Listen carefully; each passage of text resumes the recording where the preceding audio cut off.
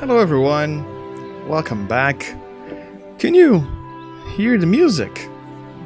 Where do you think we are going today? Can you guess from where I'm standing? What's that behind me? Is that that's a hobbit house. I kind of look like a hobbit a little bit. So can you guess?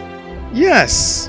For those of you that have already guessed based on the music, we are going to talk about Lord of the Rings. It's a great franchise. The books are really good, and we are going to talk a little bit about them today. Still keeping in with the whole books turned movies turned media franchises, right? And if you haven't read the books, it's no problem. I am not going to make this class for fans only. This is an informative class where we are going to learn a little bit about the whole franchise, okay? So it doesn't matter if you are not a fan, okay? Just chill and let's have some fun. So let's talk about Lord of the Rings. First, what we're going to talk about is our preview for today. We're going to take a look at words in fiction. Then we'll talk a little bit about the author, who is this person. Then we will take a look at the books themselves and some of the stories, some of the aspects of the books. We will see a little bit of the influence that Lord of the Ring had on other types of franchises. And we will talk a little bit about the movies themselves. And at the end, we will talk a little bit. A few questions. Beginning with words in fiction. We have some words for you. Novel, we already talked during the Harry Potter content, where we saw that novel is a book. Pretty much just a book. Fiction is anything that is not real, anything that is not based in reality. So Harry Potter, Lord of the Rings, these are all fiction franchises. We also have junior high school. What does it mean? What is a junior high school? A junior high school is what we call the second to last year of high school. So while in Brazil we have 3 years of high school, in other countries we have 4. So you have the first year, which is called freshman. You have the second year, which is called sophomore. You have the third year, junior high school, and then you have the fourth year, which we call senior high school. Okay, so junior high school is the second to last. We have immersive. Immersive is something that brings you into it. So, for example, if you read a good book, if it is immersive, it means it's bringing you into that universe. Anglo-Saxon. Anglo-Saxon, it means something, it's a mix of English and Saxon, and it's a precursor language to English. It's a language where English came from. Up there we have trilogy, which is a story based on 3 different parts, a story divided in 3. Resurgence means something that comes back. It resurgent, it goes away, then it came back, it resurged. And then we have race, which while in our real world means, black, Caucasian, Asian, in fantasy worlds it usually means humans, elves, maybe dwarves, right? Hobbits, and that's what race means. Let's go on to the author. Let's talk a little bit about the author. Who is this guy?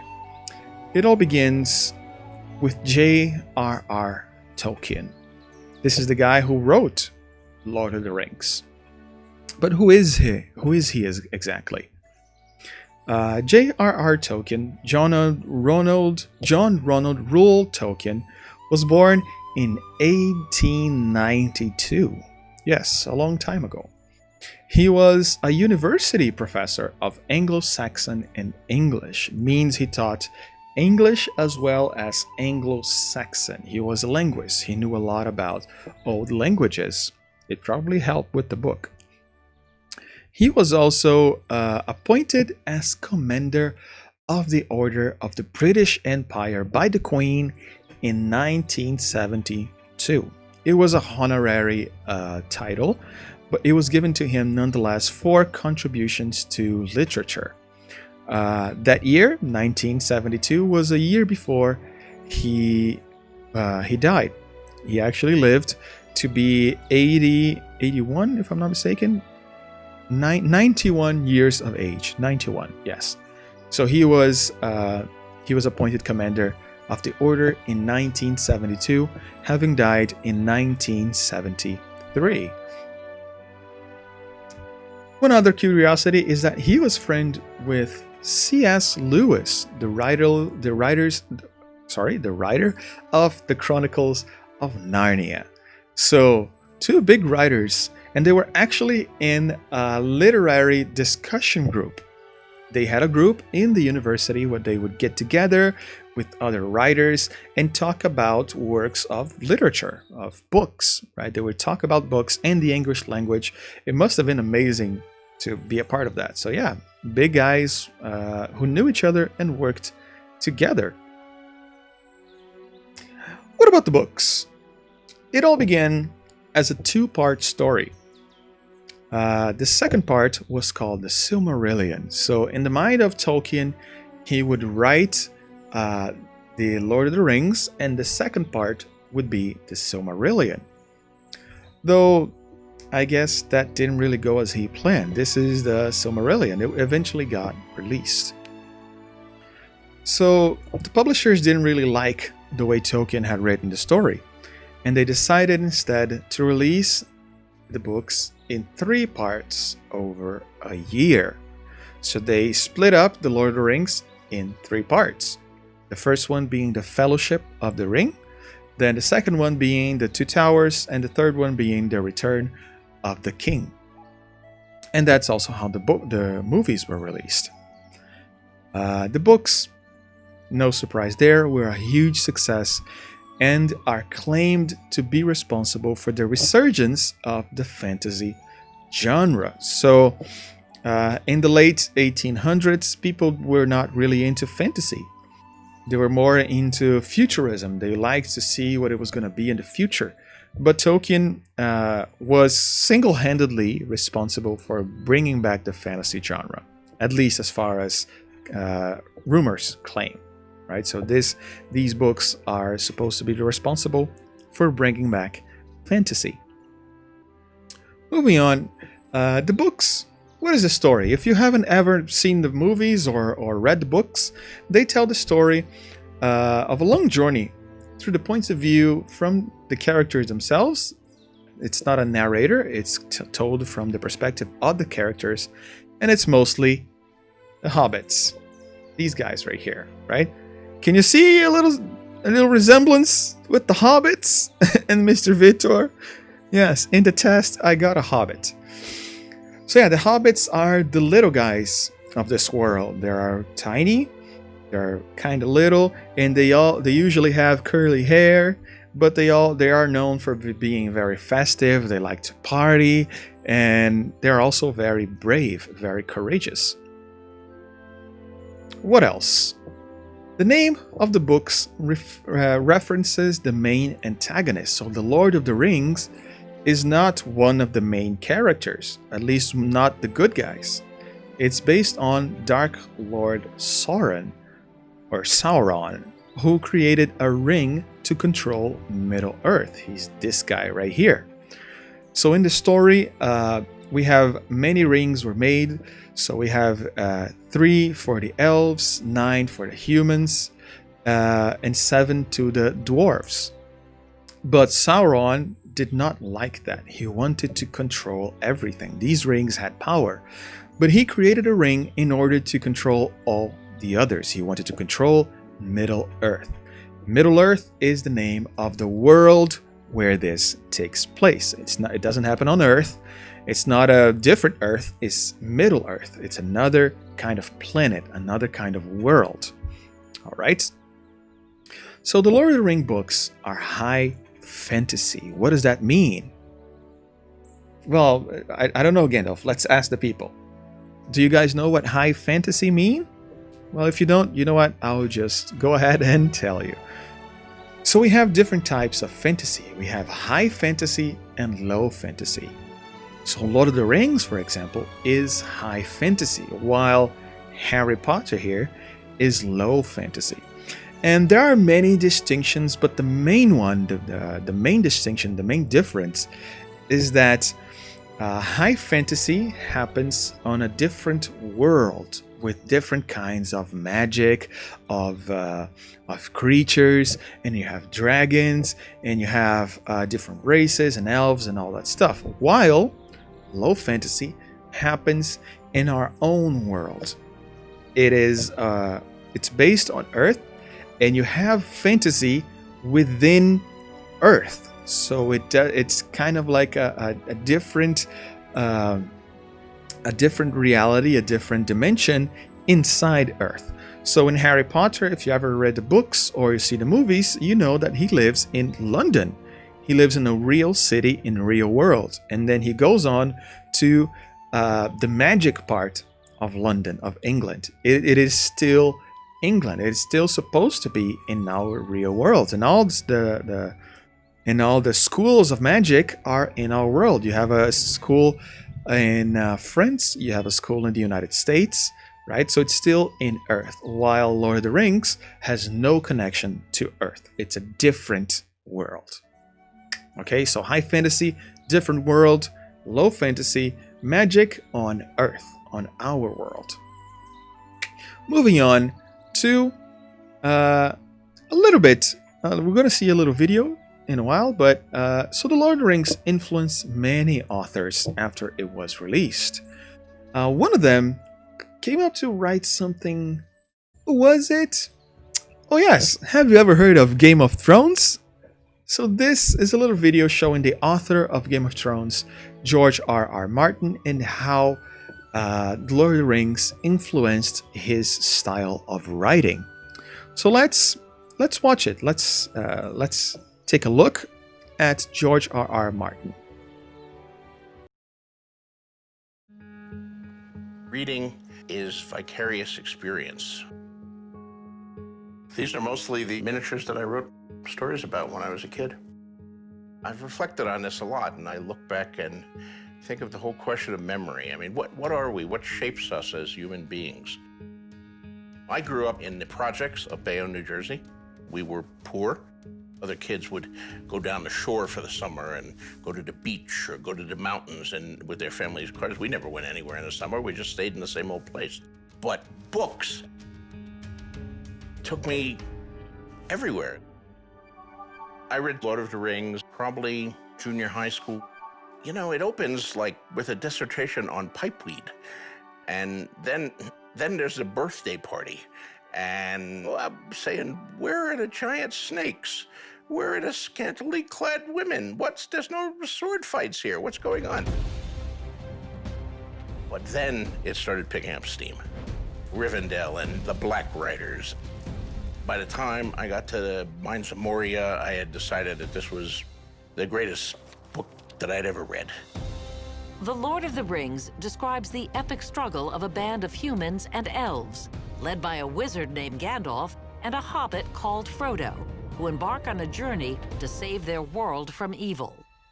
One popular interpretation of Tolkien's novel looks at it as an exploration of the famous phrase, "Power corrupts, and absolute power corrupts absolutely."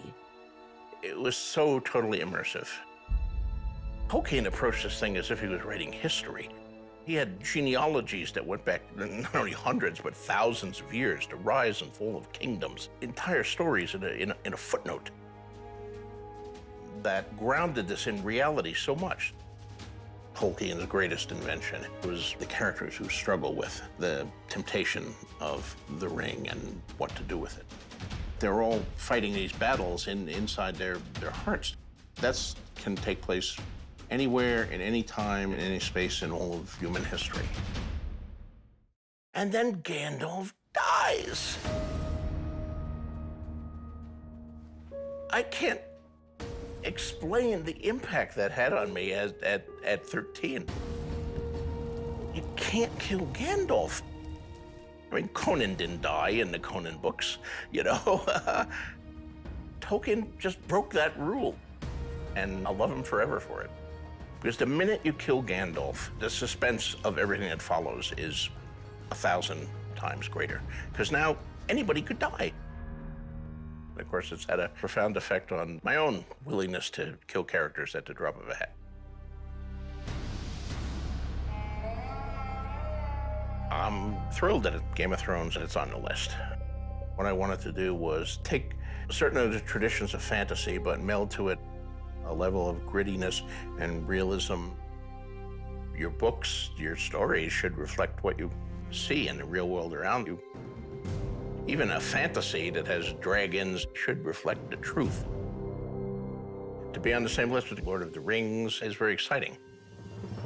If you are one of the 6 people in the world who has not yet read J.R. Tolkien's Lord of the Rings, what are you waiting for? Read Lord of the Rings, and if you like it as much as I do, vote for it. Very well. So this is a little bit of why Lord of the Rings is so important, right? It was a series of books, and a lot of people read them, and it gave people the ability to dream, right? So it was a totally different world from what had come before. So let's see what we have to say about the films. The films, as usual, helped the story reach a new public. They were based on the 3 separate books. Again, we have the Fellowship of the Ring, the Two Towers, and The Return of the King. They are great movies, great to watch in quarantine if you want. Try to watch them with subtitles. Sometimes they have some heavy accent, but they are amazing movies. I can't recommend this enough. Even if you're not really a fan of fantasy, they still have a lot of nice friendship. It's a nice journey, and it's a great time as any to watch them. And Tolkien's children's book, The Hobbit, was also made into a movie. Well, 3. It was 3 movies. And so we have the Hobbit trilogy. So yeah, they were based on children's books. They are a prequel, a story that happens before Lord of the Rings, but they were made into epic movies, kinda in the same vein, in the same style as the Lord of the Rings movies. They are really good. You don't have to be a fan to like them. They are also very nice and magic, and you have the dragon, you have all that stuff. They're really good movies. And fans still await for the last story, the Silmarillion. If you remember, I said that the Silmarillion was the second part of the story of Lord of the Rings, and it only got released after Tolkien had died. He didn't get to see the Silmarillion published. So fans still await for the day that they get to see the movie, The Silmarillion. Most of them had already read it. I still have to read it, but I hear it's great. Moving on, it's time to talk. We're nearing the end here. Have you guys ever read The Lord of the Rings? Did you watch the films? Just one? All 3 of them? I still recommend. And what race do you think you would be in this fantasy world? Do you think you would be an elf? Or a human? Or maybe a hobbit? I will put all these questions and a test so you can find out what race you would be in the universe of Lord of the Rings. This is it for today. Let's just review real quick. Today we saw words in fiction. We talked a little bit about the author, then the books, then we saw the influence it had on modern writers, including George R.R. Martin, and a little bit about the films. And we had a little time to talk. Once again, some reminders. Remember to stay tuned for the instructions. Remember to do your homework because it will count as attendance. Beginning next class, I believe we are going to be doing live classes, right? Let me know what you guys think in the WhatsApp group. Let's discuss it throughout the week and we'll see what happens. But remember to keep doing your homework. Remember to keep asking questions. Stephanie, I love your questions. Keep doing that. Keep posting things. I love when you guys contribute in the group. Okay. This is it for today. This has been a CEBRAC English Tale by Mr. Vítor, and I will see you guys next Saturday. Have a great weekend, and bye-bye.